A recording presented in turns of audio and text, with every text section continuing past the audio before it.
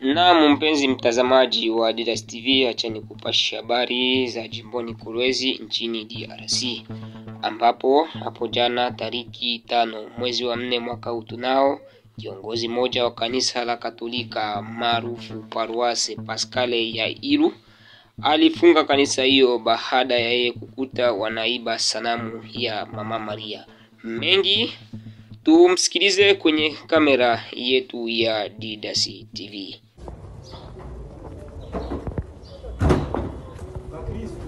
Aina bamwizi banene na bakutoka mbali wanafanya hivi.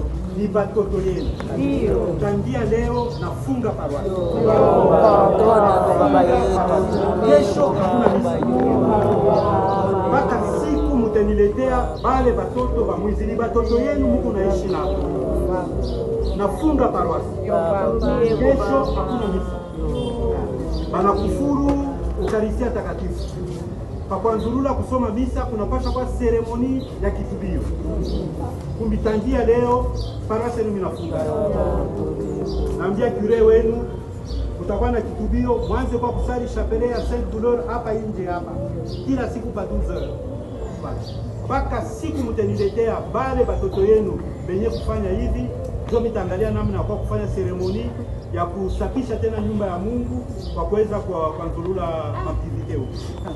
Nafunga Paroisse.